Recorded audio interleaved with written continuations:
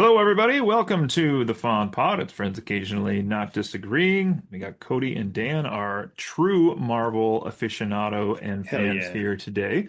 Not the rest of those posers that jump in once in a while. But we did get some comments from Dave tonight as we're going to talk about a Marvel film here that just came out this past weekend. Fantastic Four, First Steps. Let's get into just a little bit of what we have been up to recently. Dan, how about you? What have you been up to? Sadly, not a whole lot. It's been a lot of preparation for. I've got a big graduation party for my oldest as they're off to college here in just a few weeks, which feels crazy. So Yeah. it's completing a lot of little projects around the house, a lot of kind of like gardening, getting things done, cleaning out. It's basically cleaning out stuff we haven't really cleaned out in like 6 months. So it's a lot of that. I've also been trying to, as a personal goal, get through Adventure Time. Never sat down and kind of watched it all the way through.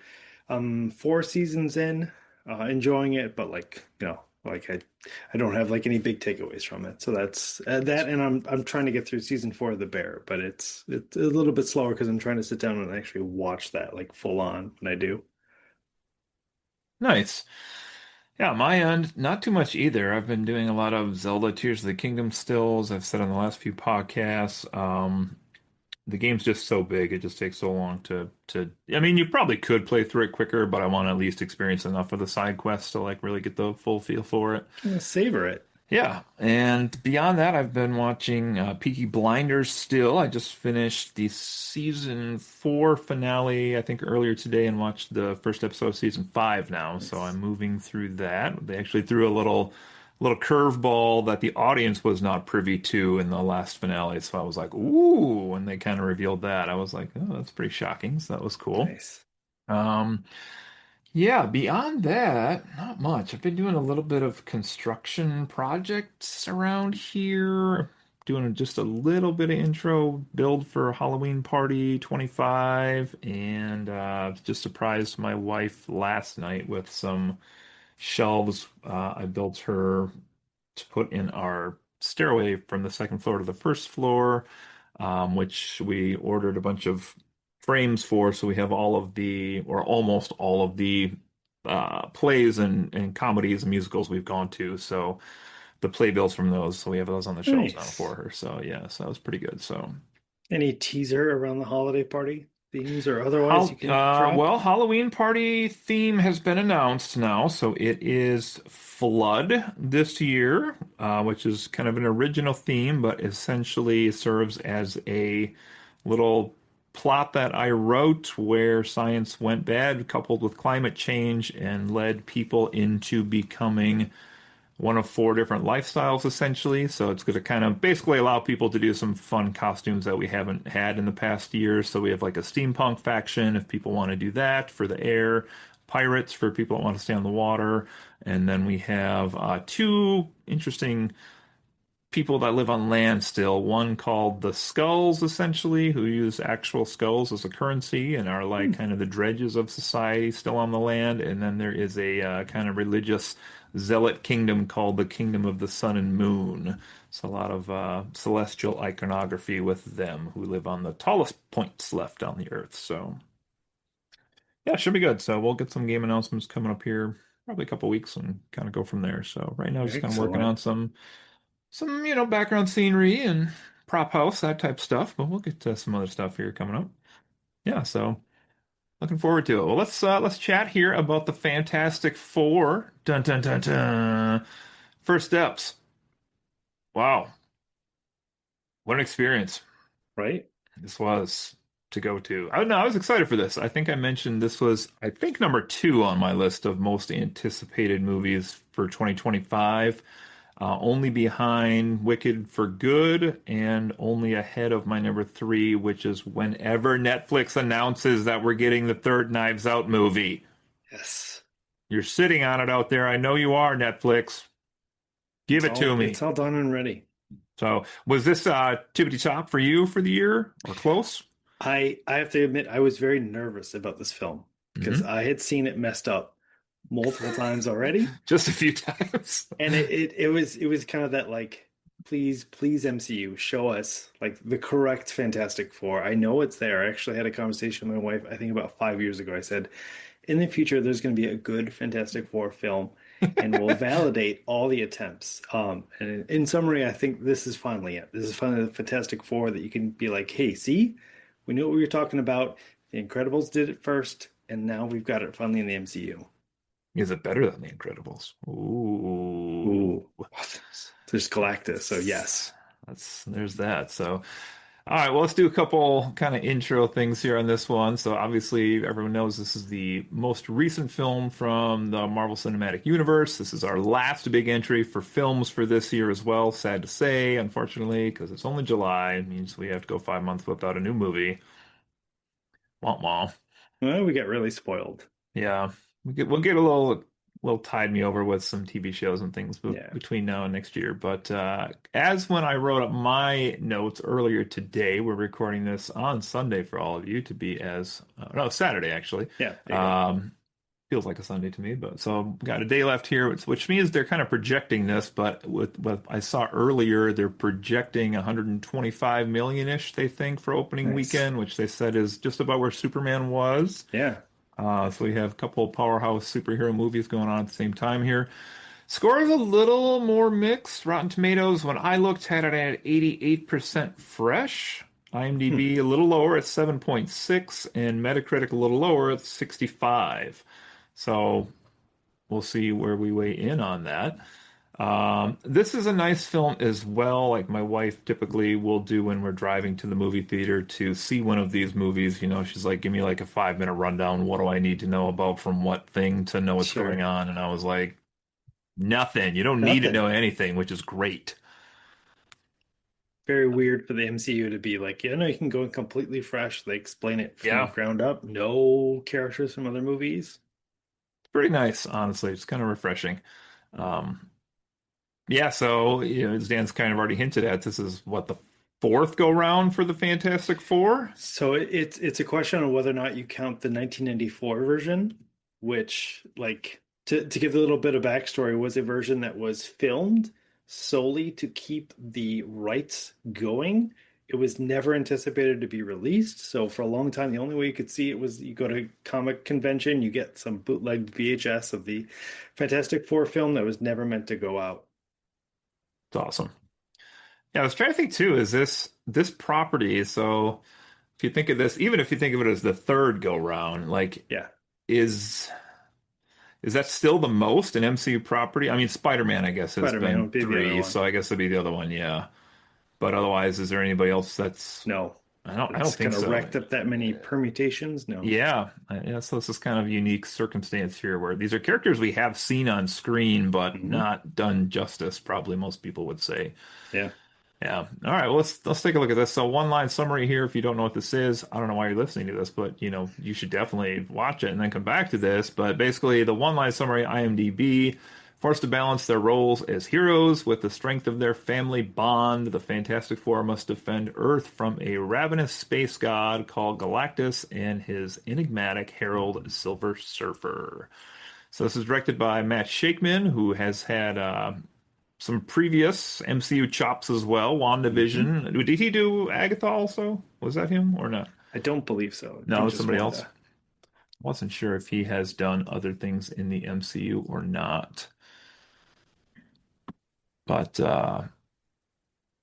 definitely WandaVision, which was kind of familial as well. I mean, Yeah. you had Vision and Wanda and the kids, I suppose.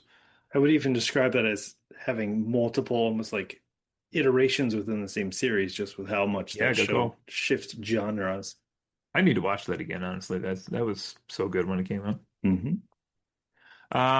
Principal cast in this one, people are familiar with, I'm sure, at the top here. Pedro Pascal as Mr. Fantastic, aka Reed Richards, Vanessa Kirby as Invisible Woman, Sue Storm, Joseph Quinn from Stranger Things, primarily, we know him from, Human Torch Johnny Storm, Ebon Mosk-Bachrach as, was that Bachrach, did I say his name? Backrack. Backrack, The Thing, Ben Grimm, Julie Garner as Silver Surfer version Shala Ball. Ralph Ineson as Galactus, the Devourer of Worlds. Hmm. And then I threw on here Matthew Wood as Herbie as well. We do get some smaller roles in this. Nice to see some of these people in the film. Natasha Lyonne coming back to the MCU after Yeah. her role in What If? Live action this time, though. As a kind of a side character here, Mark Gatiss plays the TV host in this one. Sarah Niles, who's kind of like the family publicist, for lack of a better term, assistant. Hmm. And then also Paul Tarhauser as Mole Man, I Harvey Elder. uh, Fantastic. I really enjoyed, especially since I saw him before in Cobra Kai. Mm. So to suddenly see him pop up was just chef's kiss. And I guess we have to say RIP to John Malkovich as Red Ghost, Indeed. since he got cut out of the final version. Oh well. Oh well. All right, well, I want to start there. Put you on the spot here. Who did the best portrayal? Who was eating up the Oh screen man. time for you? Who'd you like the most in their The portrayal from the movie? I have to give credit to especially the main four, like phenomenal jobs all the way around. The one I kept catching myself being very impressed by was Vanessa Kirby as Sue Storm. I think that what I kept getting caught by was literally her voice in terms of the like the command and gravitas, her voice that she brought to Sue Storm. Finding that fine line of someone who is feminine but also like fairly like strong and commanding, who's a diplomat. I think they did a great job balancing. I also enjoyed like how much she got in the film. She really felt Yeah. like a quarter of the team rather than like, hey, someone who's in the background. I think that they did a great job making sure her powers were represented pretty well, and I think Vanessa Kirby did a great job acting that out. So Vanessa Kirby's the one. I think Pedro Pascal has a lot like, but to some degree, he brought the great gravitas he normally does. So it wasn't a surprise. I think I was just impressed that like his performance was distinct enough versus Joel from The Last of Us versus The Mandalorian, even though Yeah. like they're similar enough, but just enough of a difference. Vanessa Kirby was a new one for me. Yeah, she's not an actress I'm overly familiar with. Matter of fact, I'm Yeah. not even really sure where she's from prior to this. I know she's been in things, but I'm not exactly sure what. But this might shock you. I'm going to agree with you on this one. Whoa. She's the one that kind of stole the show for me as well. I do wonder a little bit, since they had kind of the baby plot line going on, like that automatically afforded her more screen time than she may have gotten Correct. in a different Fantastic Four adventure.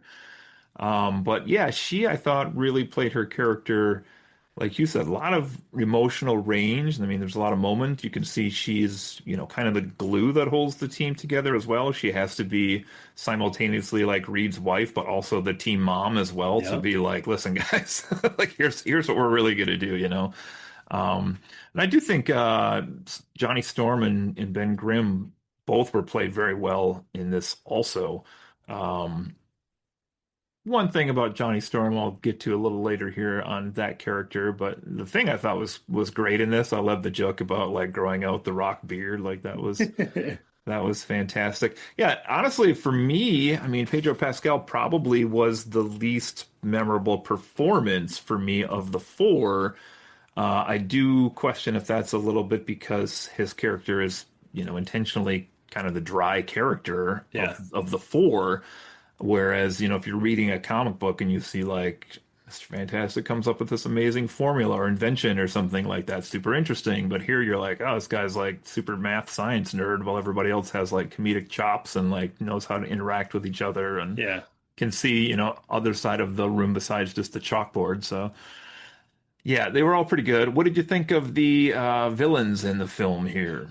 So, I mean, full disclosure, I have been a massive Galactus and Silver Surfer. Now Hmm. that the male version, but those have been Yeah. some of my favorite characters for a long time. So going into this movie in terms of again that nervousness, like wanting to see them truly represented and the essences of those characters, I was so happy. My my teen who went along with me actually like said like, hey, every time I looked over, Dad was crying. I couldn't handle it in this movie, and it's Oh, because it specifically when it came to Silver Surfer, the kind of like that tear of the backstory Yeah. going from Zenla in terms of like, hey, I sacrificed everything I knew so that I could spare my world, I could spare other people I love, but I also have now the responsibility of constantly feeding this monster and picking these worlds to die. Like the fact that they brought that up at all was Yeah. awesome, and I think they did a great job tying that in. It was like a major part of the story. It wasn't just Castaway. It was in the plot as well.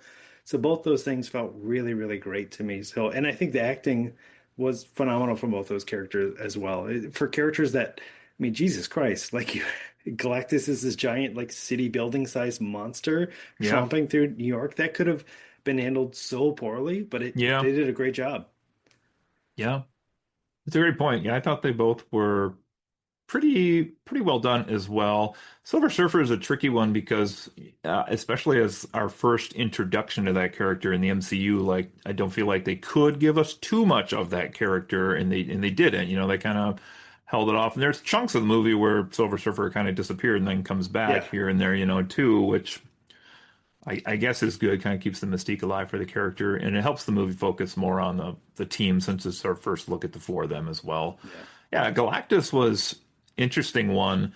I think that character could be done so many ways. Ugh, Space Cloud ugh, on film, but was done pretty well, I think. As far as how it ends, I guess we'll talk about that a little more with the plot here. But yeah, I think it was pretty good. And then Herbie, Oh, what a joy. I thought Herbie was a goner. I did.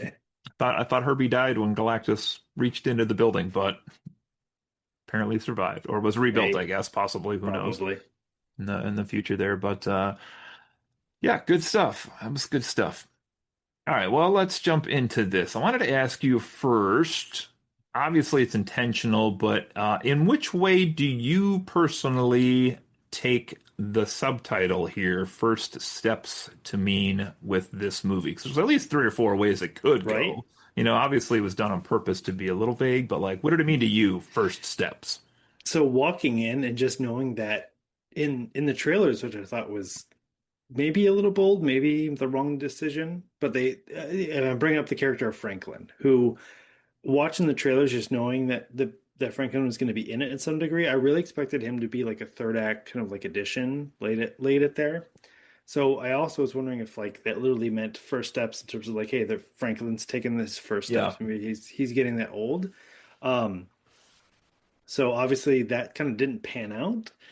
So the other interpretation walking in was like, okay, well, it's first steps kind of like the space exploration angle, the first steps on the moon, the first steps encountering these space creatures, and that did pan out. So that's the one that made sense. Um, it also, I'm thinking a little bit. You even the comparison earlier to like Spider-Man as being one of the ones that had kind of multiple iterations before it got to the MCU, yeah, and sure. they kind of made that like Homecoming, which kind of felt like, okay, Spider-Man's finally coming home to the MCU. So I also took away from this the first steps of like, well, this is the first family's first steps into the MCU. Yeah, And that also felt appropriate for this. yeah, I agree. I guess. Going into the movie, I guess I probably would have assumed it was like the team being introduced to the MCU, but then like as soon as the movie started rolling, I was like, oh wait, there's definitely different ways that this title is meant to be taken. So it's a sneakily good title. I wasn't Yeah. sold on it really prior to going into the film. I did see on a website, I forget which one earlier, they were joking around like, well, they didn't just want to name it Fantastic Four because that ship sailed a couple Yep. times. And I'm So, sure they thought about Fan Four Stick, but that probably oh, that also ship yeah. sailed and Oh, sank. that's But funny. You did mention something else in there I really liked though, which was, and I didn't overly watch the trailer for this, multiple times, but it seemed like a lot of the things that were either rumored to be in the film or were from that trailer were featured very early in this film. yeah, And I feel like Thunderbolts did that a bit as well, but I enjoyed sure. that a lot because I was like, oh, they've basically already wrapped up like what we've seen from the trailer, and there's two-thirds of the movie left. I could not believe how much of the Fantastic Four like overall like lore they brought into this movie. Like Hmm. I was kind of mentioned about Silver Surfer and the background there, some of the Galactus stuff, but Franklin, I thought Franklin was going to be a third act addition, but Yeah. like kind of get into the plot a little. Like not only did they bring him in, but he was super core. Like it is like he is so intertwined into the plot of this movie. I was very surprised by that. Yeah, that's a good call too, because I think especially in like newer comics, I feel like Franklin's a much bigger part of the Fantastic Four, but if you Yes. look at like the classic iteration, that's not part of the lore per se. Definitely not the forefront of what's going on with the team. So, I liked also even with the revelation at the time when people were like snooping out details about this movie, they were like, I think Invisible Woman's going to be pregnant at some point in this film, and it's like, there it is, she's pregnant and Yeah. she's had the baby, and we're into the film, and you're like, oh, Yeah. okay, not where I thought, but I love it. I love when they can surprise us with stuff like that. I Yes. did notice there were a few like battle shots, for lack of a better term, later in the film, and I was like, oh, that's from the trailer. And now I see like where that what battle that's coming in on, but like in the trailer, it'd just be like random superhero using power, and you're like, that could be against anybody at any point in the film. But the plot ones, I feel like that they gave away all happened early again, kind Yeah. of like Thunderbolts with the opening scene in that movie, which I love because then I'm just like, wait, I don't know anything else good to happen in this movie for the next hour, Exactly. hour and a half or whatever.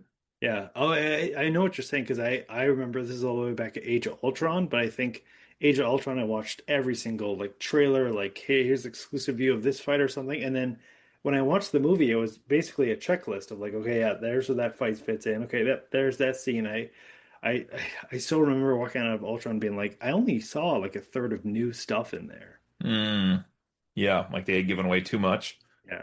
Yeah, makes sense. Well, let's chat about plot, I guess, in some sort of condensed version here. But essentially, I guess if you're listening to this and we're like, I don't know what's going on, or you are just listening to us and you haven't seen the movie and listening to us anyway, first of all, you need to know that this takes place on an alternate Earth. So we're in some sort of other universe here at this point, or yeah, I guess universe would be the correct term. Yep. So they gave Um, it the designation 828, 828. which happens to be Jack Kirby's, one of the original Marvel artists, birth date, August 28th. I love it. I love it. I can play around with the numbers and have fun with that. Yeah. Yeah, I love it. So I guess in this alternate universe, the Fantastic Four are essentially astronauts that gain powers. I mean, that's pretty typical Yeah. Fantastic Four stuff, but it seems as though once they have their powers, like they really are embraced by the public in their world. And this is Yeah. a world where at least I don't think we really saw any evidence of other superheroes at all, did No. we? So Villains, yes. Superheroes, no. yeah. So this is not where we like think on their planet they had an X-Men or an Avengers or anything like that. Like it was the Fantastic Four. Yes.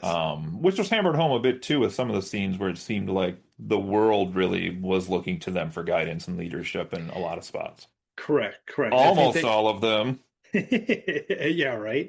I thought that was a really interesting element too, because so they brought in the Future Foundation, which is lore-wise in the Fantastic Four. It's a little bit later, but that's kind of their like, okay, let's get our shit together and kind of Hmm. organize things.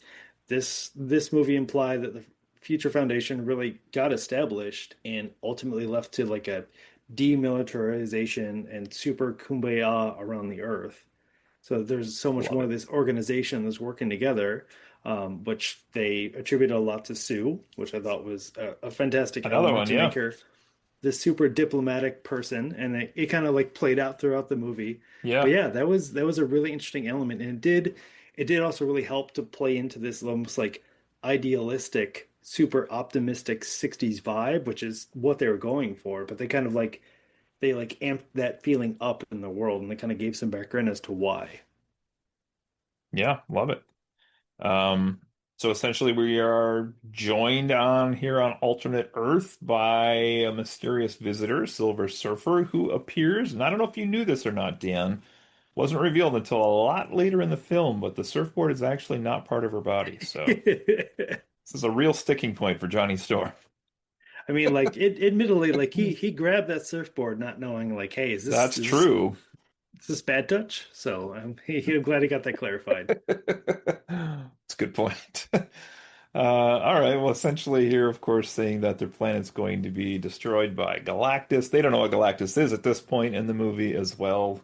I think they even do a real deep Easter egg joke here where he's like, is it a giant space dragon? It's like, Yeah, that's good stuff. right.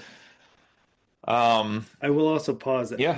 that scene where Silver Surfer shows up. There's a moment where you see some people that are like, in Times Square kind of looking on Silver Surfer coming down, uh, comic panels all over, Oh yeah. and the Timely Comics shield, and there's two of them, and it seems a lot like that was supposed to be young Stan Lee and Jack Kirby. Which I love. So now we Yes. have Stanley back in the movie, but Yes. he's a different Stanley because it's a different reality. Yeah, no, I mean, if you want to go out there, we'll mention a lot tonight, I'm sure, but if you want to go out there and listen or check out some websites that have very long, extensive lists of the Yes. Easter eggs in this film, there are a lot of them out there, which is a lot of fun because most of them, I mean, you don't need to know any of them just to have fun in the movie. I will say I was a little surprised. I was trying to think of another Marvel film that like casually threw out the names of so many other villains.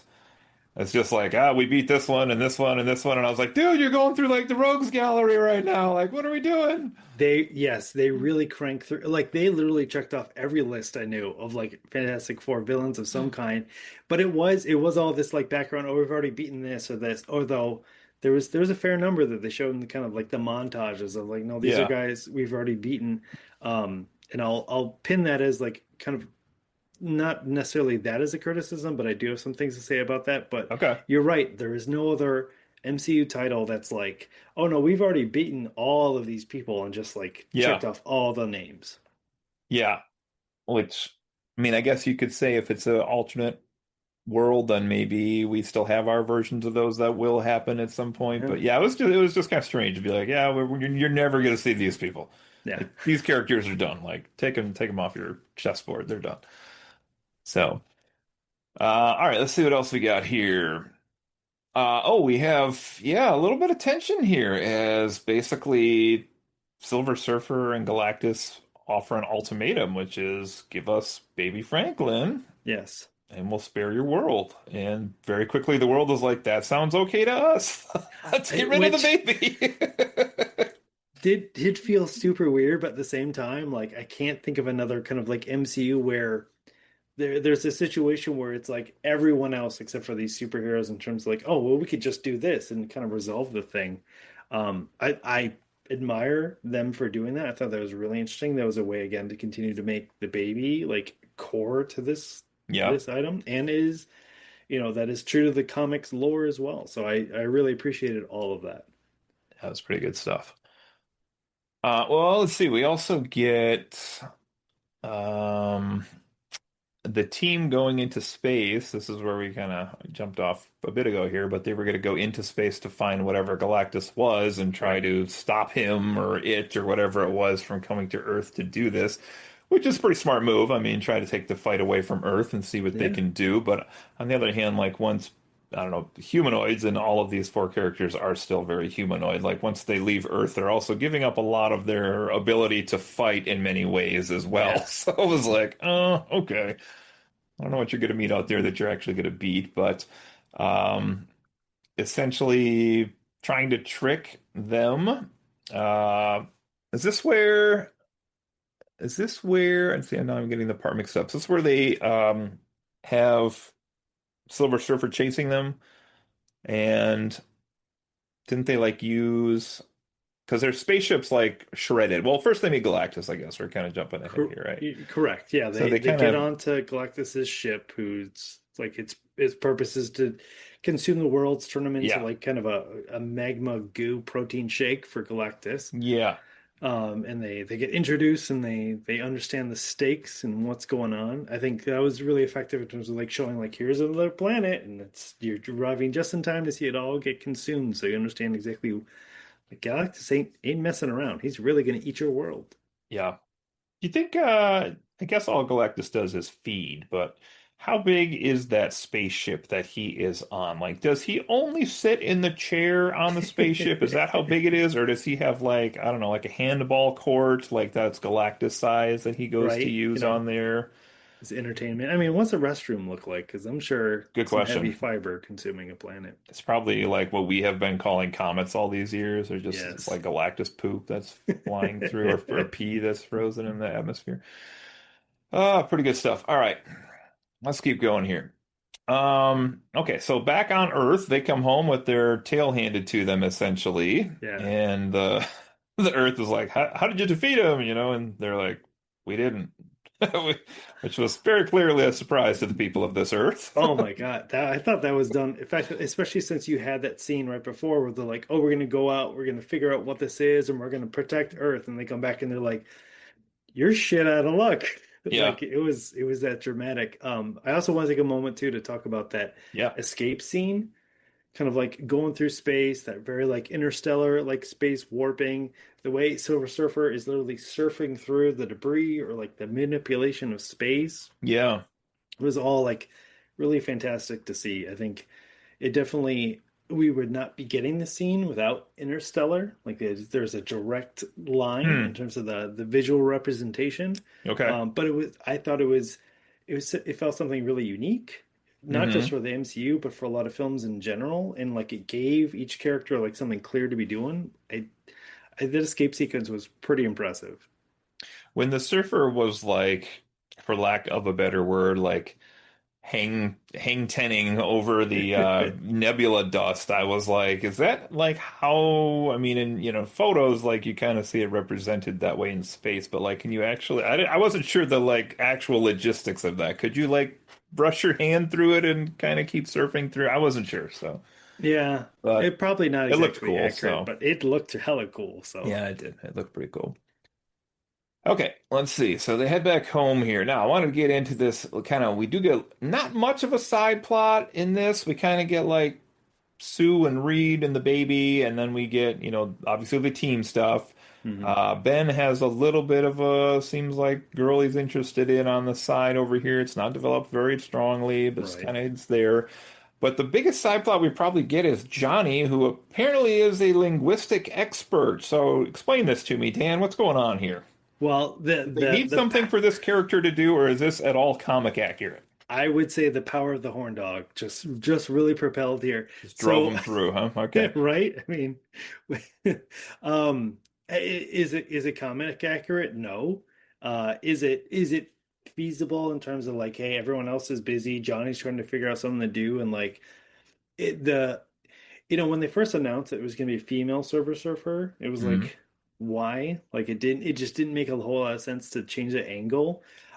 It really feels like that decision was made so that Johnny would have this connection, Hmm. Johnny would have this kind of love angle, and then this storyline becomes a lot more plausible because in a world where it's a male Silver Surfer, like him coming up with this logistics model, like feels like, psh, yeah, right.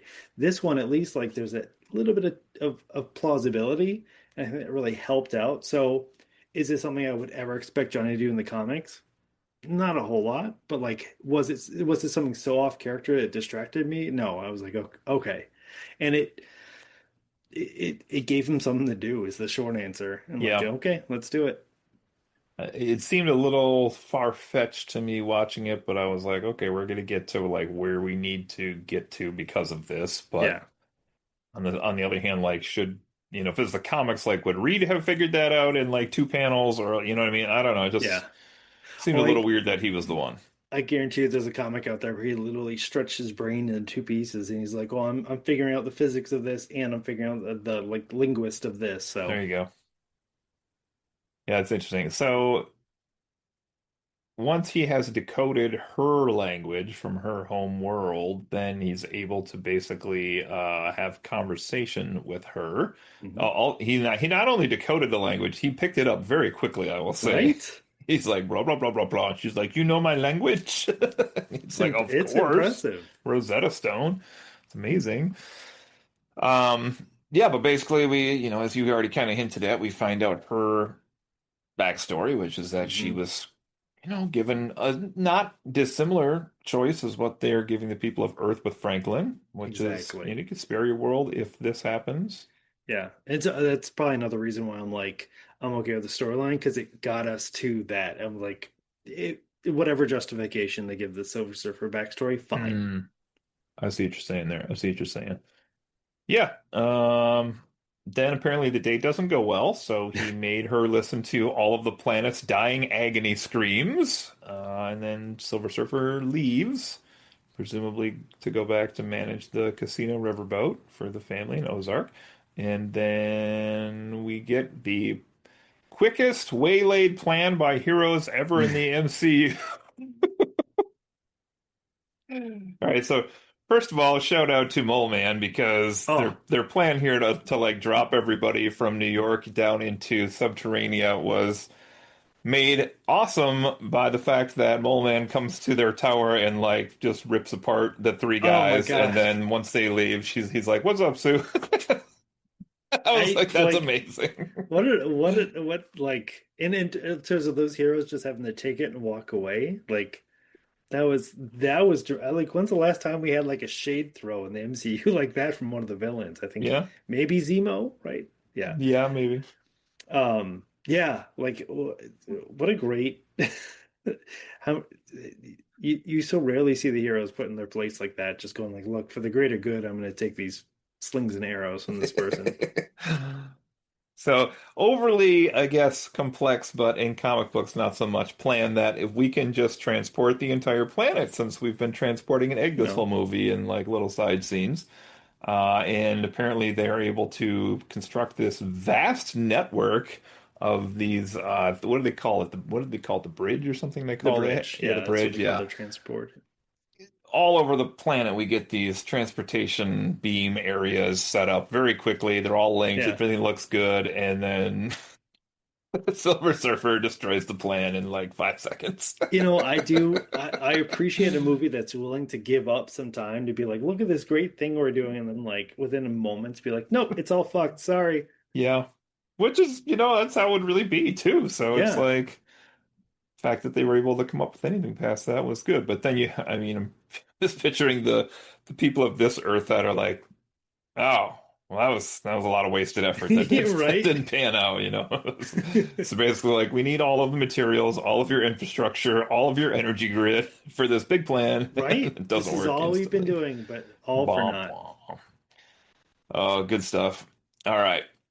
Let's see. So next we have Plan B, which Hmm. happens here, which involves somehow using the last energy pillars here to instead transport Galactus away, which is it's a creative little bit of recycled Yeah. materials there. I like that. To try to trick Galactus into the spot, they have to use Franklin as the bait, unfortunately, outside the Baxter building. Yes. And it almost works, but Galactus hovers that foot right over the threshold there and then realizes that Franklin is elsewhere, and that's kind of where it goes south part two. And I do appreciate a kaiju-like villain having Yeah. the intelligence to be able to be like, this seems very trappy. How about no?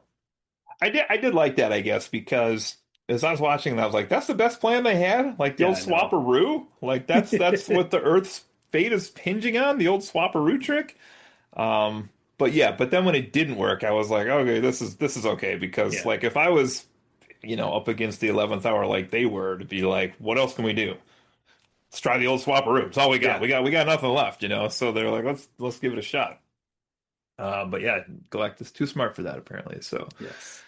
I have to call out how metal was it that they tried to burn Galactus's eyes yeah, so he couldn't see? I was like, whoa, that's right a for little it. extreme. Which Yeah, that's a good. So you might know this one better than I, but there's moments in the movie where you see pupils in Yes. Galactus, and then there's also like the white light that shines through. So is that like he's basically putting on like a light over his eyes, like a mask, more or less? I was a little Yeah. confused on that part because I think Well, I've only ever seen him as the white light, sans well, maybe like those really early you comics. got to justify those giant fins on the side of the head that like okay they actually serve a purpose and that purpose is via that kind of like almost Iron Man-esque enhanced vision that you can Hmm. scan through things. Oh, okay, okay, okay. I see. Okay. Yeah, it's good. What did you think of Sue Storm, who suddenly becomes the Phoenix here with how much power she's able to exert? uh Goddamn bold. I'm talking about a little bit ahead where she dies in terms of exerting Yeah. herself. So Very impressive. Again, grats on taking a character that, like in the comics, is kind of like a little bit the weakest of the four, but Yeah. like giving her a reason to really exert herself, to push herself to the max. Yeah, that's a I mean, good I point. can be like, oh, like yeah, if you go super comic nerd, you'd be like, really? To push Galactus around? Like, can she really do that? But it was great in character. I thought the scene really played out very well, and I it was very stunned that they'd be willing to do this. I mean, considering the fact that they undid it right away, but like even those few minutes where you're like, no, she's dead, dead. Yeah. Like very impressive. So I give the movie a pass in terms of not being completely comic accurate, but like, man, it was effective. Yeah, Galactus was always that character, you're collecting traded cards in the 90s that was like energy levels were like 77777 Yep. down the Oh yeah. side or infinite or whatever. But you do bring up another thing here I thought about as I was watching and then immediately reflecting on it afterwards. Like we haven't really seen movies with babies in the Yep. MCU. We haven't really seen like have we seen a mom like pushed to her brink with a kid? I don't think No. so. As a matter No, of and in fact, I think we've fact, seen males more with kids in the MCU. I was describing the film to a coworker, and I literally said like it's probably one of the most polished MCU movies we've had in the last couple of years. Yeah. Storyline isn't dramatically different, but the twist they throw in is parenthood, which I struggle to think if that's shown up in the MCU anywhere else. Like maybe some of the Black Widow and like Thunderbolts just with Red Guardian being the parent, but Yeah. like but Different dynamic. Yeah. almost at the Right. end of Parenthood. Yeah. Yeah, I think that made it feel a lot different. And then the fact that we have had families in the Yeah. MCU before, but they've either been like Guardians of the Galaxy who become a pseudo family, or it's been like I don't even know. I guess you could do like Thor and Loki and their family, or Shang-Chi and his sisters, Eileen, like but not Well, that's felt like this. Where it's right. like here's four core people who are, I mean, I guess the thing's not technically family, but they're family. You know what I mean? Yeah, effectively. Well, maybe you can go with WandaVision, which does then point to Matt Shackman, just Yeah. in terms of like, okay, you've got the pregnancy and the young kids. But Yeah. that's the closest one. Yeah, that's a interesting point there. I wonder if they went back to him. I don't know how they picked the directors for these movies at this point, Wait, other than the Russos, but it was supposed to be Watts, right?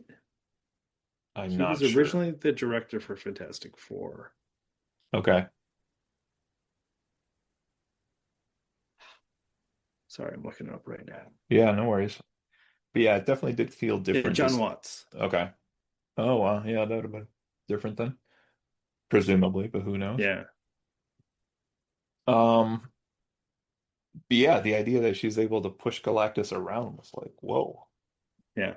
it's pretty crazy. Although the movie didn't, I mean, we did get a lot of Galactus, but at the same time, not a lot of Galactus, if that makes He, it was very sense. Jaws-esque, where Yeah. there's a lot going on, but it wasn't. We saw him blow up a planet, so we know he can do that. But we didn't Yes. get into like the kind of nitty-gritty of like, okay, well, how exactly does? And I think the movie it made a choice in terms of like Galactus referencing like, oh, I have this hunger, I have this thing I need to do. This is why I'm consuming the planets. But it never went into detail. Like it kind of like gave that level of detail to Silver Surfer, which was an odd choice considering that Galactus was like, well, I need Franklin because I have this hunger and I'm going to transfer it to him. That they seem to very purposely avoid giving details around. And the comic wise is gets into a whole bunch of things about how he was someone who survived the big crunch, like the ending of a universe, and Okay. survived the big bang of our universe. And so he's this kind of just like pre universal force that exists that you can't really destroy. So the comic stuff is weird, but they probably could have done it, but they really seem to avoid putting details into why Galactus does what he does, which like, hey, I have to consume planets. That's enough of a motivation for this movie. Yeah, it is a little odd, and if you were somebody who went into this as a fresh Marvel viewer, or I'm sure a lot of the MCU fans as well that just don't know the comic books, because there has to be a lot of them, right, out Yeah. there, just to because I'm watching and I'm like, this guy's like, oh, then I can finally end the hunger, and I'm like, or you could just stop eating stuff. Yeah, Like if you're so tired, like you could just it's just not. stop. It'd be done. And that'd be Yeah, the end, you know. I was like, they really could put something in there why that's not an option here, but okay. yeah. I mean that feels like it would only have been a line or two from Silver Surfer explaining like, okay, well Yeah. he's chained to this motivation and I'm chained to him kind of a thing. But Yeah. they very explicitly didn't.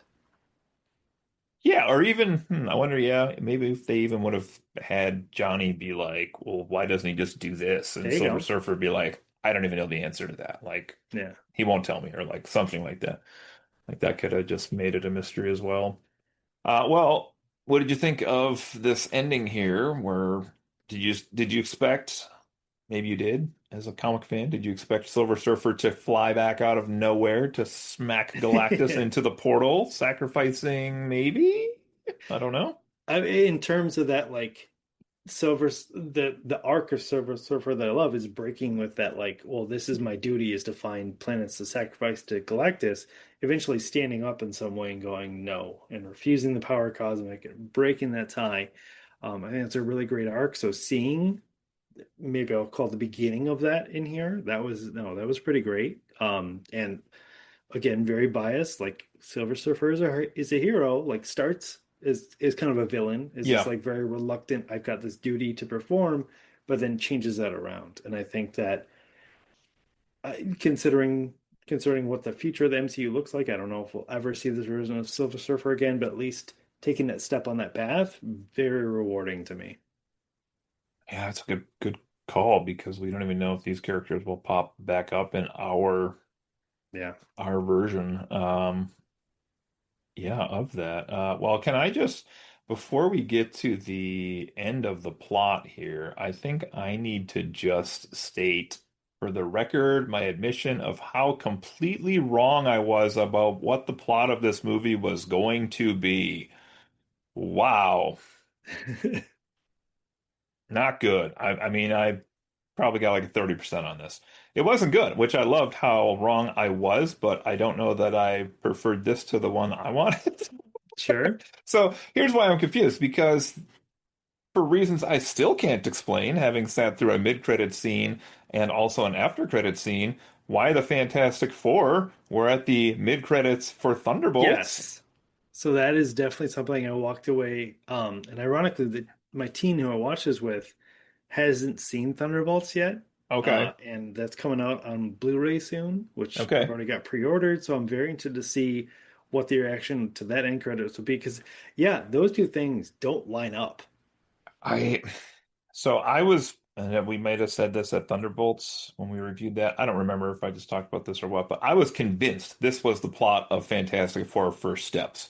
Galactus appears with Silver Surfer. Fantastic Four tries to put him down, loses terribly, Yes. has to abandon their world. That's why they're somehow flying into our reality. And Doctor Doom was one of the poor souls who was left behind on their world, creates his justification for anger to Reed Richards and the Fantastic Four. Bad guys win. Doctor Doom has motivation. Fantastic Four is in our MCU. None of that happened. Completely agree. That Whoa. literally is what I thought walking into this. I'm like, okay, well, you have to line this up and you have to give them the reason for Fantastic Four to show up, for Dune to be upset. Like I really thought that that was how this. I told some friends, I'm like, I really think Fantastic Four are going to lose this in the end, and that's going to be the big twist. Yeah. But yeah, totally wrong. Double twist. They win. I was kind of shocked with how it all played out. So, all right, well, let's just wrap up the plot then. So we have yay, heroes again. Everybody's happy. The world is accelerated with their big, yay, Yeah. cheers for Fantastic Four. And then essentially we get Mega Franklin at the end here, kind of hinting at some of the powers this kid may have. Who knows in the Yes. MCU what this character may be capable of? Yeah. So now be the like fourth or fifth character in the MCU that has godlike powers that we're Yeah. just gonna let sit on the sidelines for now. Although probably not based on how this ultimately ends. Yeah. We're not going to get another It's the Gaia from Secret Oh God, Invasion, why we or always have to bring that up, but some of it's the other there. ones with the god level powers out there. Yes, But we do know Darwin's Origin of Species. That's what we know. yes, Favorite reading material for a 4-year-old, apparently. But anyway, they go back into the room where Franklin is at. This is in the mid-credits, and we have presumably has to be obviously Doctor Doom here. yeah, How did he get in the building? We don't know. What's the motivation? We don't know. What's the yes. beef? We don't know.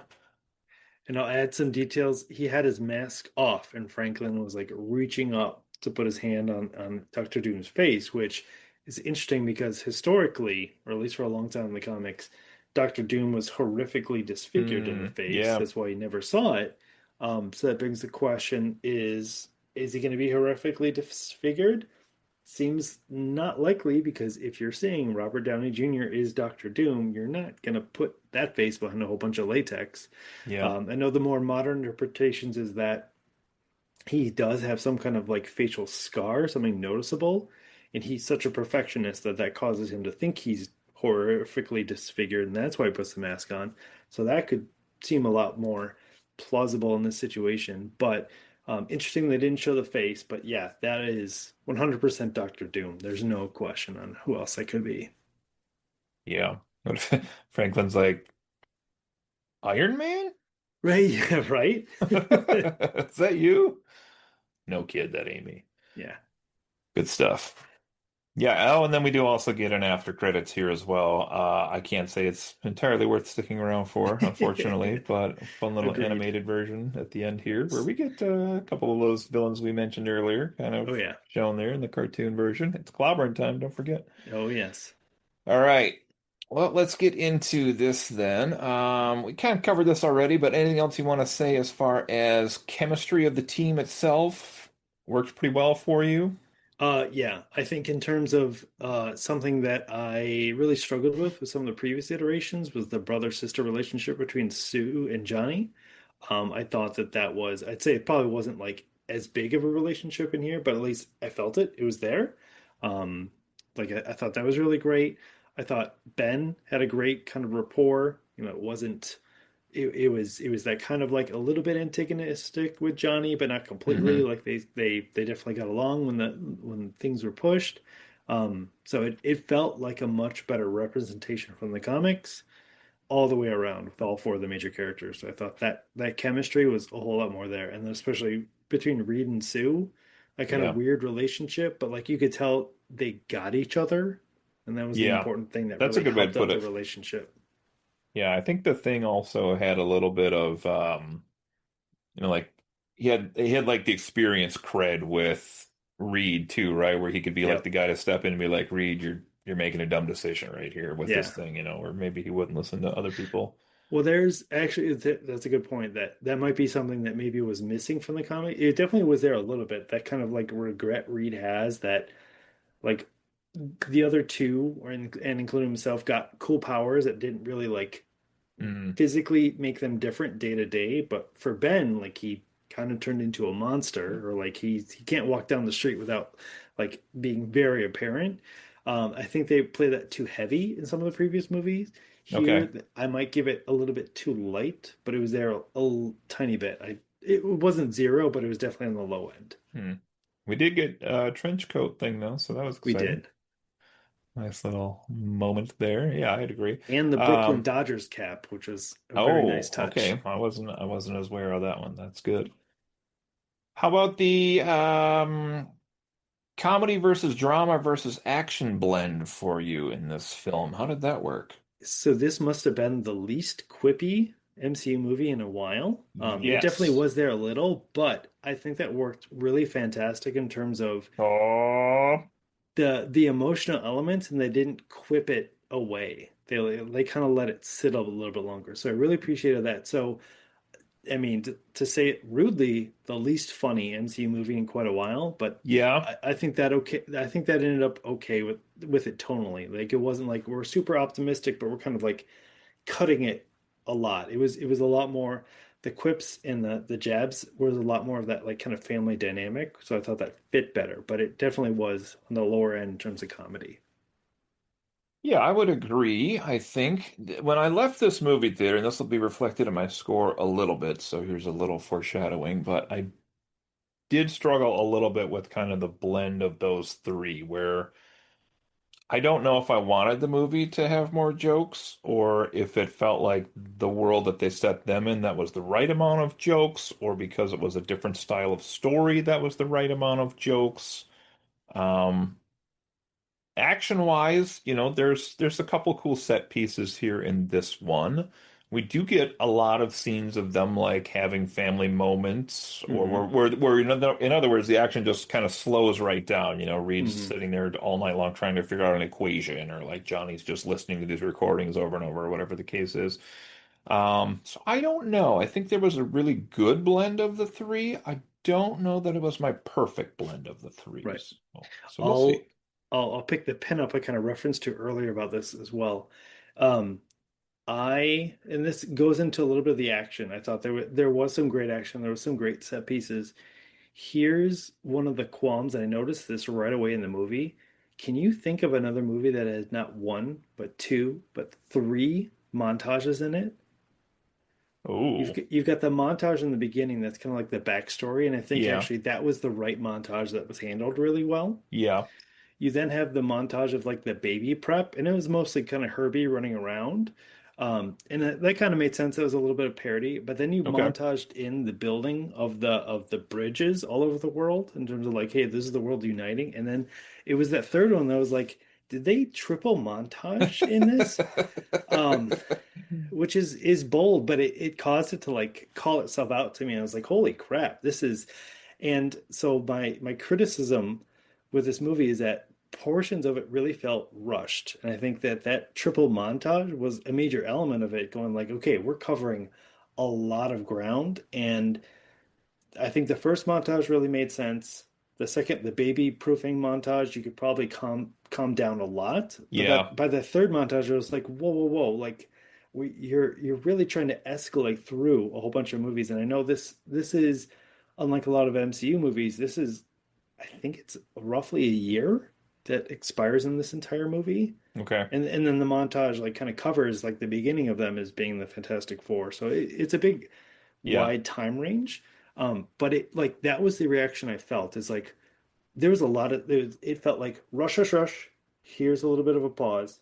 Rush, rush, rush. Here's a little bit of a pause. And I felt that. So that's my oh, criticism okay. of the movie is that Hmm. it felt rushed. And I think that really impacted the, like you're saying, that balance between the comedy and the action. Because maybe the middle of the baby prepping montage was a lot more comedy, but all the rest of it, like it was a lot of concentrated action or like build up in those other two montages. Yeah.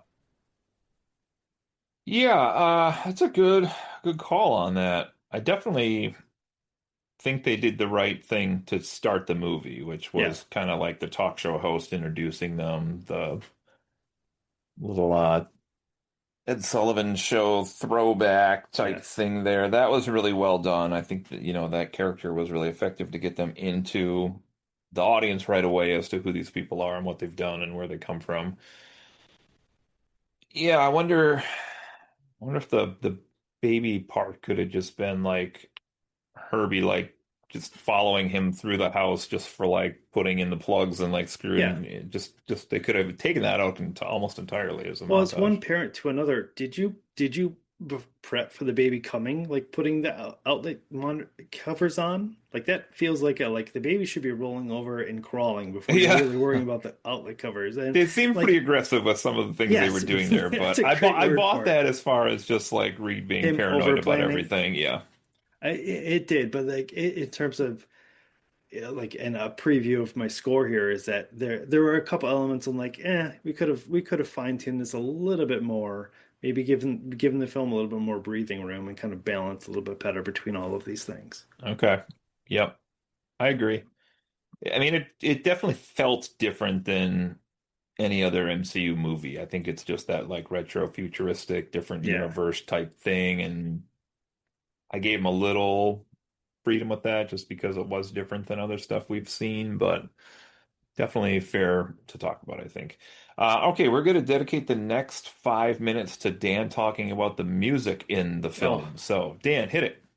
well, first off, apparently the main theme was composed. Obviously, it was used back in Thunderbolt, so it was composed before the movie even really started filming proper. Okay. So I think that's a really cool element because it felt like that theme was like present in what I'm assuming the planning out the writing of a lot of this story. Hmm. Um, I thought that it was a great like nod to I kept telling people like it feels like the MCU with a the right stuff kind of glaze over it because it had that real inspiring that kind of like lift off feel to it, and we got like a couple of those. I found myself really enjoying the space lift off, so we got like two of them in the film, and I was like, this is great, and the music's swelling at the right moment. Yeah. But I was also listening to a little behind the scenes with Matt Sheckman, and apparently the composer was actually there in one of the early kind of like dress rehearsals they were having, and was able to take that composition he had and like remix it on his phone, and then they were able to push it through the AV system that the actors were actually reacting to. So it felt like the music was super tailored in some of these scenes. We'll especially say like the space chase where like Sue's giving birth.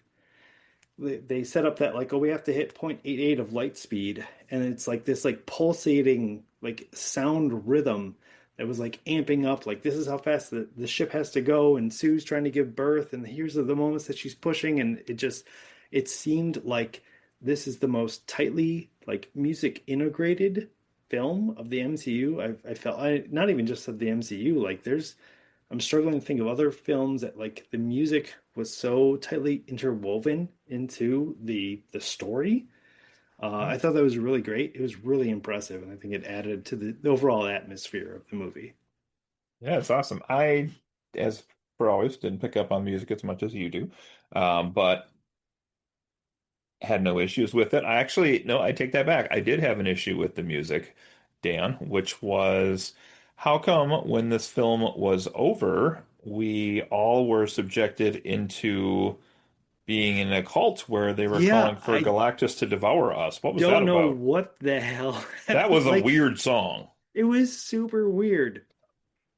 It was very Melissa Etheridge-esque. Yeah, The only explanation I have is that they in one of the many montages, they were talking about how there was a cult around Galactus that was climbing up Mount Everest, and I can only assume that song was written by the cult climbing up the mountain towards Galactus in terms of like we will be devoured.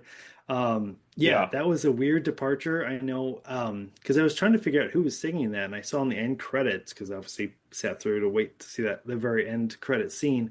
It wasn't anyone I recognized, so it seemed like a very odd departure. And yeah, the especially the lyrics were quite choice considering the fact that the villain was all about devouring. So it was yeah. interesting. Super weird. Super Yeah. weird. All right, let's talk about some more technical aspects here. What do you think of CGI usage in this movie? I thought a lot of it was really impressive, with the exception of Franklin, who, That's my wife said too. uh, and my teen actually put it quite well, which is there was a lot of toilet baby in that She because said that too.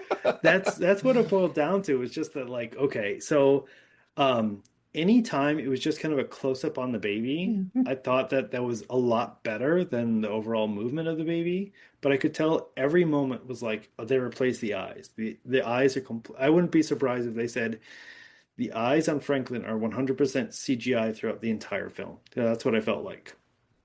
And I can kind of understand like, hey, we really want to get like Vanessa Kirby and Pedro Pascal combination eyes, and the eyes are really important, especially since like like you got to focus on what he's looking at. So that was all right. It was anytime there's movement, especially scene where like, oh my God, Sue Storm is dead and now Franklin's on top of her, Yeah. and you get taken away by the Twilight Baby effect. So that was kind of rough. There was once or twice when they were getting, especially out of the Fantastic Car, it was kind of like, oof, that could have used Okay. another couple rounds.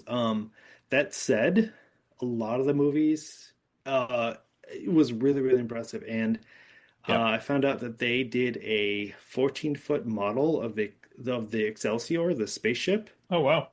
So like that, I thought looked phenomenal, and it turns out that a lot of that's probably practical. Oh wow. Yeah, that's pretty cool. I Yeah. know I had read an interview with who was the guy that played Galactus I just said? Oh, shoot. Ben Innocent. Innocent? That sounds right. Yes. Is that his name?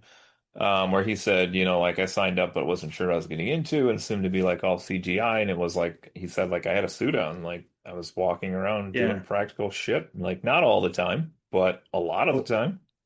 Ralph Innocent. Ralph, yeah, Ralph, there you go. Yeah, there's some behind the scene photos of him in the Galactus suit just That's hanging out. awesome. I'll have to check those out. Yeah. No, I mean, visually, I thought it looked like a very, very polished movie. Yeah.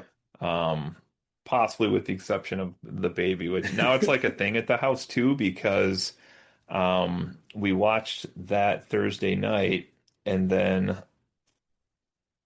Friday night, yeah, the very next night we started the third season of Squid Game finally, where they're like, I don't know if you watched Squid Game, but at the beginning of the third season, like a baby is born in Squid Game, and I was like, now look at this baby compared to that baby, and my wife was like, no, that's just as bad of a baby, like it's all CGI, and I was like, oh God, I mean, it's one of the worst uncanny valleys because like you know a baby's not going to be that coordinator or be doing those things, yeah. so it's tough.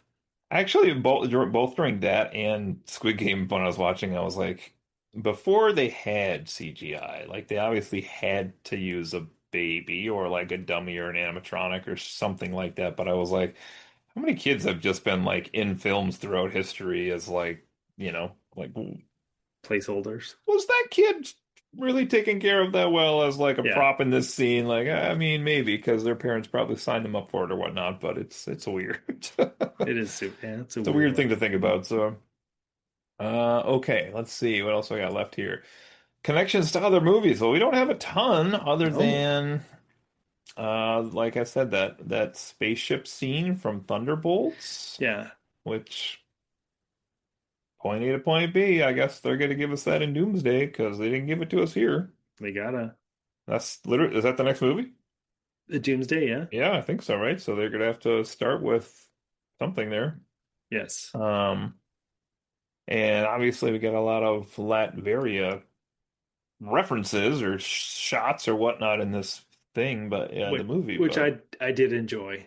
I Like did as I mean well. But I'm like, why? Like, it annoyed me a little bit that like nobody else was noticing it yeah. because you're right. It was like Earth and Harmony, except every time they show this one country not included. Why? Like, there's no comment on that, or Yeah, right. They could have dropped a couple things there. they could have had one person be like, oh, the representatives from Yeah. Latveria were not in attendance for whatever reason, Right? but the rest of the world's countries were. Yeah, that a throwaway line of just been like, Yeah, oh, Victor Von Doom is continuing to not show up, like that kind of like, especially I'm assuming since they've done so much of the comic stuff to like start establishing that whole like Reed and Victor like knowing each other in the past. Like it could have been a nice little addition. yeah. I wonder, was this movie done being shot before they had the Robert Downey Jr. announcement? Oh, I don't know that's a where good those two question. line up because they didn't show, obviously, like you said, Doctor Doom's face, Yeah. but I wonder if they even had Robert Downey Jr. cast at the point when this would have been mostly, you know what I mean? In other words, to like go back and add a scene, yes, they could have, but like the movie Yeah. could have been done or practically done. Well, Um, so I mean, they're filming Doomsday right now, which I'm assuming means Robert Downey is on set in costume. So it feels like the kind of thing that they could have coordinated, like, hey, we're gonna spend 5 minutes doing this scene. So yeah, they must have filmed it much earlier, or they must explicitly be not wanting to show Robert Downey as Doom for some reason, which hmm, I'll mark that as conspiracy theory. Like, I wouldn't be surprised if there is some twist or some details, like he's Doom, but maybe he's only Doom in like one universe, and there's like another Doom. Like I'm not yeah. convinced he is the one and only Doom, or that there Oh, isn't okay. some kind of twist around that. That would be cool if there was. I still am not happy that that's what they went with for the. Like I told my wife that in the car. She was like, "Who was that?" And I was like, "Doctor Doom. That's Robert Downey Jr." And she was like, "What?" Yeah, Why? Why would they do that? And I was like, I don't know. It's a different universe, but interesting. Maybe cost savings, right? Because he is enough. yeah, that's true. Yeah, I don't know. Good question.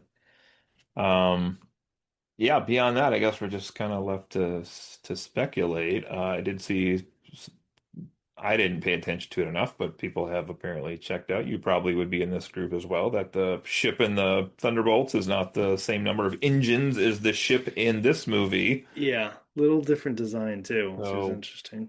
whatever that all means about there, but okay, let's see what else we got here. Easter eggs, we talked about a lot of these already. I just made a big list here as well. Let's see, we had There's a all of, lot. yeah, all the villains. You mentioned the Earth 828, the Stanley and Jack Kirby, the Excelsior rocket. That was kind of fun. Oh, the Mhm.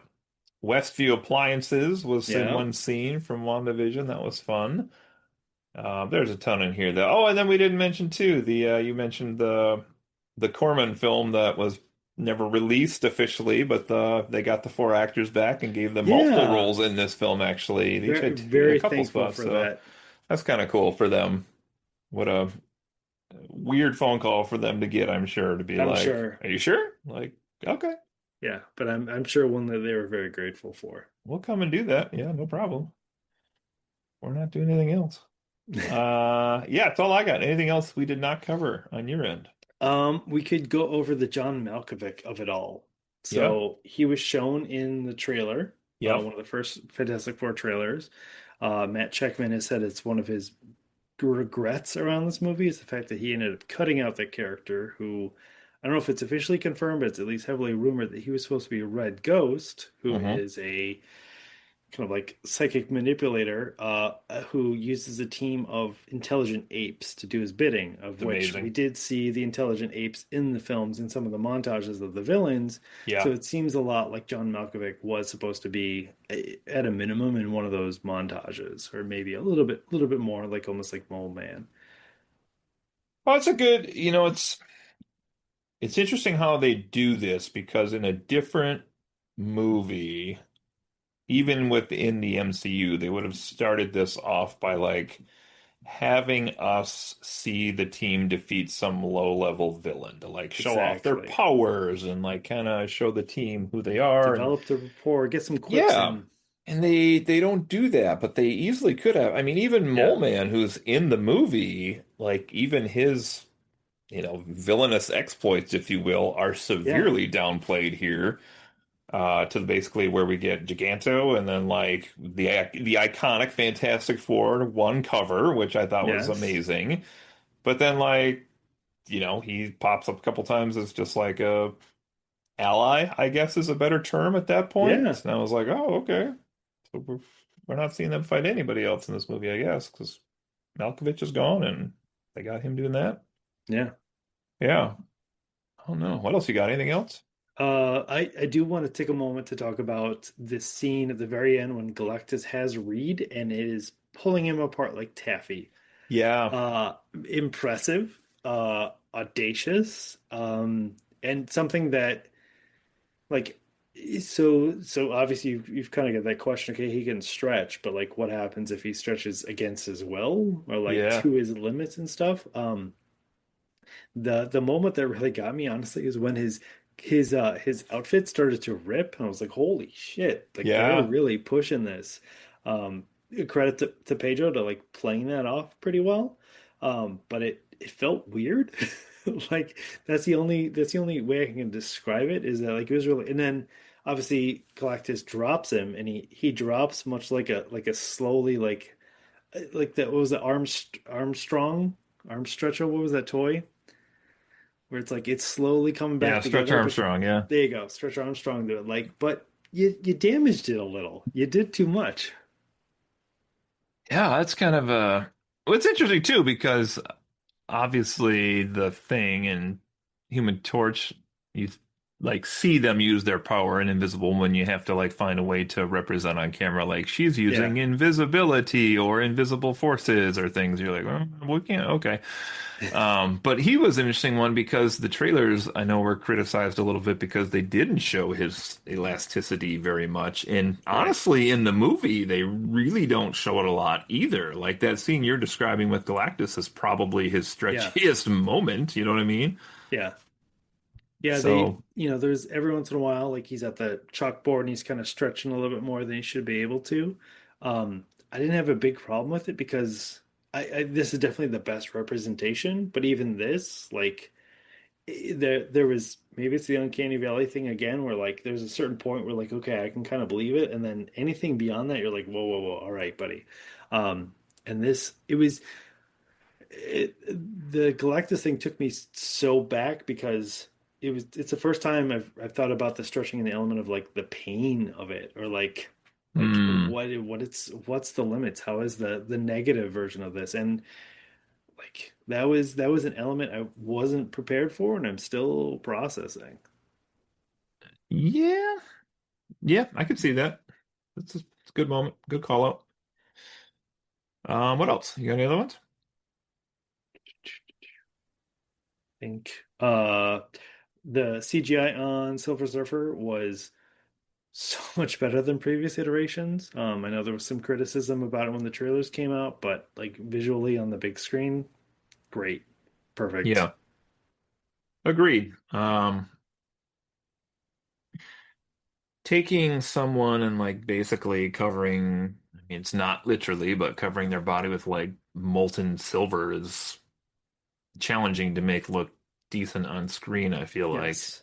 I mean, that character in general is like, there's not a lot of like singularly colored superheroes or supervillains out there. So it's like, Yeah. how do I make this look like it has depth, realistic, and even because there was a scene in the movie, right? Yeah, where like she was touched by him and then like she started to turn silver and Yes. that was kind of effective, kind of showed like losing her humanity Yeah. while still maintaining some of those features as well. So yeah, yeah. She's had a good year, Julia Yeah. Garner. She's been in a few things coming along. Actually, did your off topic, but did your movie theater show the trailer for that scary movie that she has coming out? No, is that Weapons? weapons? It did not in mine, but I saw some Yeah. posts kind of like warning families of like, hey, this is really intimidating. I've seen a trailer for it in the past, but I keep forgetting about it. And then every time I see a new one for it, I'm like, oh, I gotta go see that. Which I saw that post, and that brings me all the way back. My oldest, one of the first movies we ever took them to was Princess and the Frog, and you're like, Okay. okay, this should be a great Disney movie, right? We're sitting there, and the pre-show trailers are starting, and then what came on was a Marines recruitment video, like one of those like be the best Yeah. you can be. Yeah. This one in particular was the Marine medics airdropping in because a soldier was wounded in the dark forest. So this thing all of a sudden starts where this soldier is just screaming in pain, and this giant helicopter comes over, and my they were like five or something. And they're just like, nope, done, out, bye. So I understand the effect that like a really scary trailer on the big screen can have on small children. So Yeah. I commiserate with that. Yeah. I feel like the previews we saw before it were all like on the higher end of I was like this, did a Marvel movie, in particular Disney movies, usually kind of I don't. TV-13 or whatever you I would want to say, be PG-13. fascinated to learn how they decide what trailers go in front. There must be some kind of like bidding or like pay system, Yeah, and I I would wondered feel that too. Fantastic Four must be one of the ones where everyone's like, "Oh no, I'll pay top dollar to get in front of that movie." Especially, I always wonder because they always do. We go to AMC a lot. I'm sure it's the same at other theaters too. But it's like they'll show you like four commercials and then like seven trailers. Yep. Then they'll do the intro to the theater, and then there's always that one more preview. And Oh like and yes. that extra preview catches my kids off guard every time. They're like, another one, and I'm like, Yeah. but this is the one that paid the most money. Of course, they want your Unless it's attention another the Disney most. property, then they just probably shove their own crap in there. Oh, I'm But sure. Yeah, they must have a deal. yeah. Yeah, I Uh, related to the trailers. There was one time I went, it was Avatar Way of Water. oh And yeah. for Hmm. whatever reason, the theater I was in, they had some technical problem, and an employee came out and goes, "We're having a technical issue. You're going to see none of the previews. The movie's just going to start right up, but it's going to start in 20 minutes." So I had this like super clear like visual of how much the previews like start. I was like, "Oh my Hmm. God, I can't believe like we're just sitting here for 20 minutes and normally Yeah. this is like whatever Ford commercial that's going on." Yeah. It's pretty crazy. I mean, Yeah. our theater was like a tenth full, I would say. And Karen was like, I went online, like, there's a lot of tickets sold for our show. Like, I don't know where everybody's at. And I'm like, they know Yeah. they have like 40 minutes from now to get here. Like, Yes. it's no rush, and it was still probably maybe half full, two-thirds full for ours, but we were in like the fourth option of the theaters as well. Like, Yeah. it was IMAX and Dolby and 3D, and we were in the like standard one off to the side. They're like, there's a lot of history down that hallway. Nobody's been down there in a while, but go check out the movie theater. All right, let's put some numbers on this bad boy, Dan. We have just hot off the presses here. Our buddy Dave did send us a number. Yes. So let's start with Dave with no rationale attached to this whatsoever, but Dave has given this an 8.8, he told us, which is an absurdly high number for Dave's convoluted ranking system. So For a fact, the highest number I've ever heard him say. pretty crazy. That's a pretty crazy high number for him.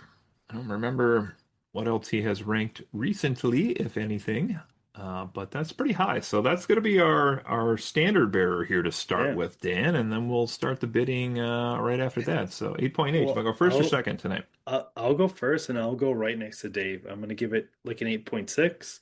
Okay. My main things that are detracting from that is as I mentioned the kind of like the almost like speed or pacing, or what I'd say is like the compression of everything that's happening in the movie. There are some great moments of breathing and space and character development, but they seem sandwiched in between the montages. And you get one, maybe two, but like you do not get three montages like that. Like that's you like fast forwarding through a lot of story. Um, I think again, a huge fan of a lot of these characters. Really glad they got the proper representation. Um, and I think the acting was fantastic. I think it was just kind of the pacing and also the sense of leaving the theater going, okay, well, what's next? Like this is a one-off movie, which is really, really Yes. great, but what the hell is going to happen next? And already it's disjointed with like what I thought I was going to see at the end of this movie, considering the end credits of Thunderbolts. Yeah, it's a great question because the movie that's next is not Fantastic Four Part 2, Correct. nor is it Doomsday. It's Avengers Doomsday.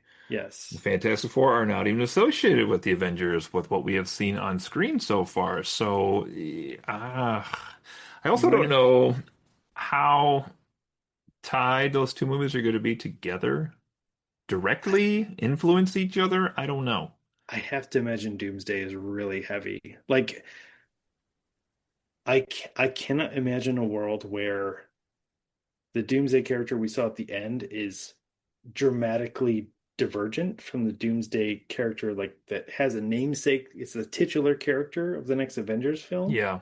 Like it's got to tie together somehow, and it just and right now we're hearing rumors that there's a lot of like rewriting or like the third act of Doomsday is kind of up Mm, in the air even okay. even though they're filming this. So, but I would I would imagine the ending of this and Act One of Doomsday, you've got to figure out what you're doing, how you're bridging this. Yeah. Do you think the Act 3 stuff could be a little bit of shoot 7,000 possibilities? Like, is Iron Man really gonna die? No way, but he did. Well, I know they did that for Infinity War and somewhat of Endgame.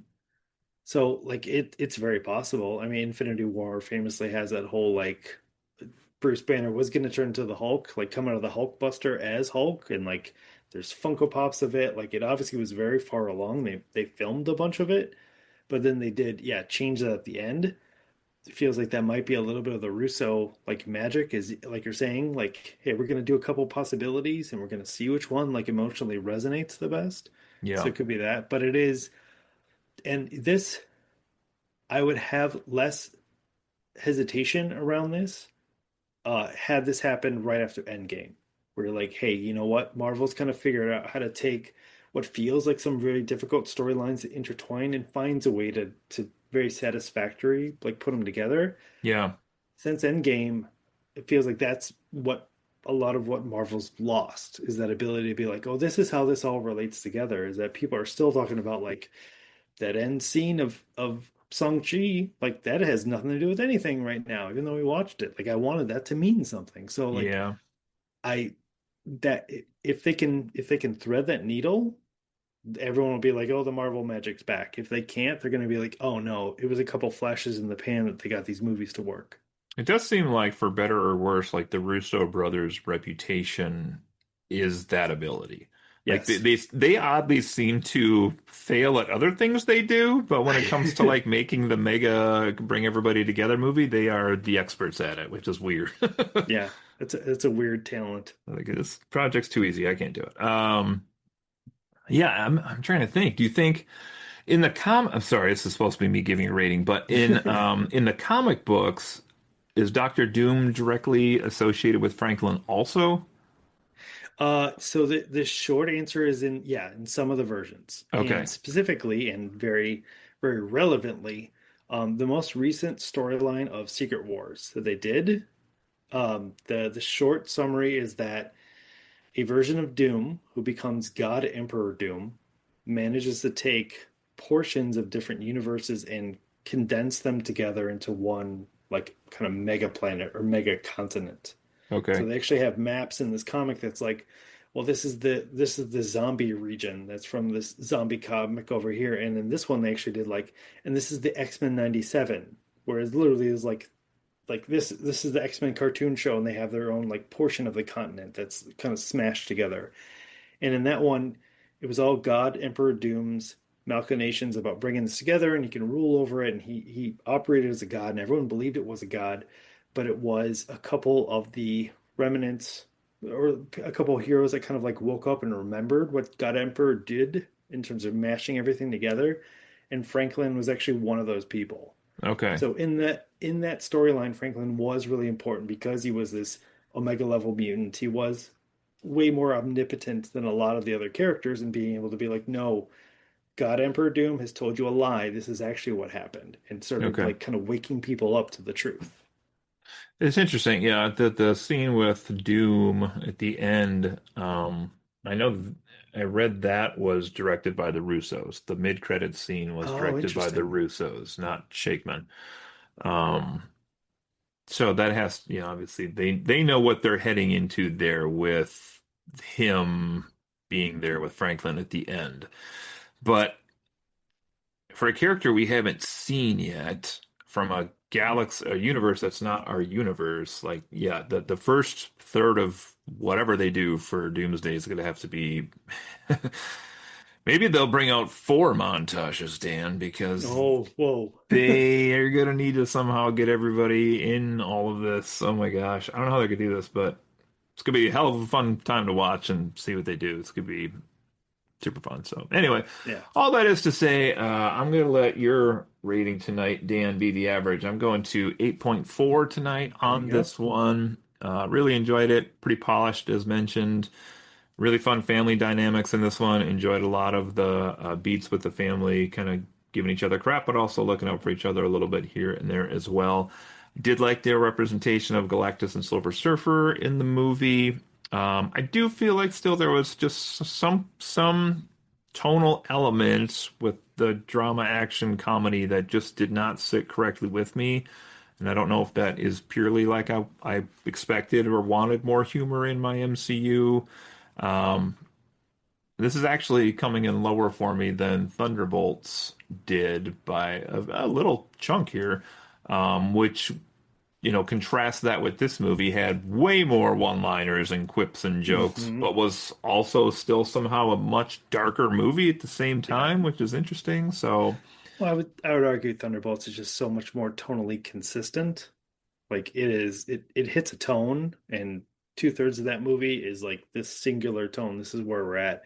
And then the last third of the movie feels like it takes that tone, it cranks it down a level, but it's still like in that same realm in terms of that yeah. kind of like depression and like, what am I here for?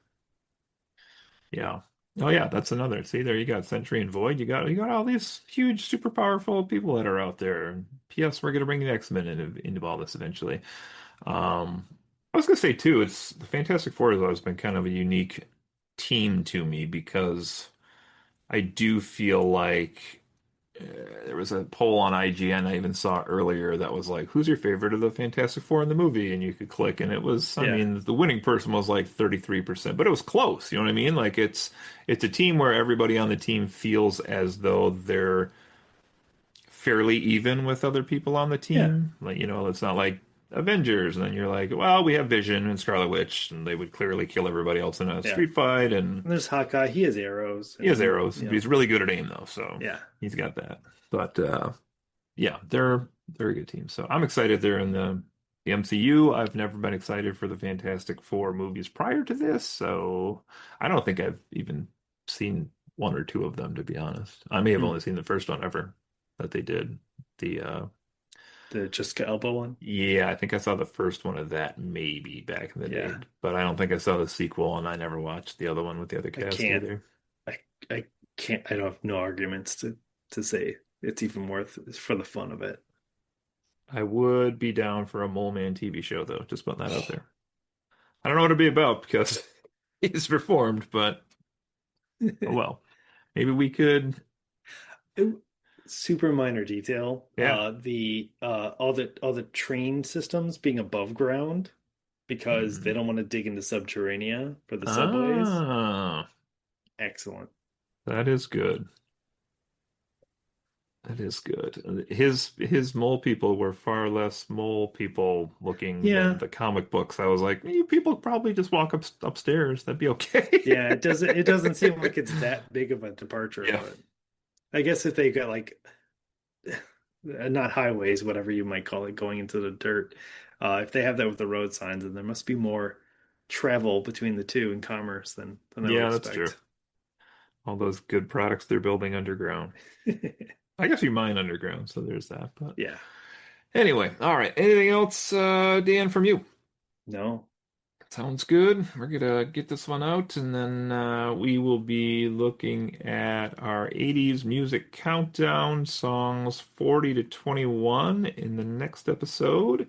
And then I think we will have either our conclusion of that countdown the week after that, or possibly Justin may have a little pet project he's working on behind the scenes too. So I think that's it. I think that's all we got tonight.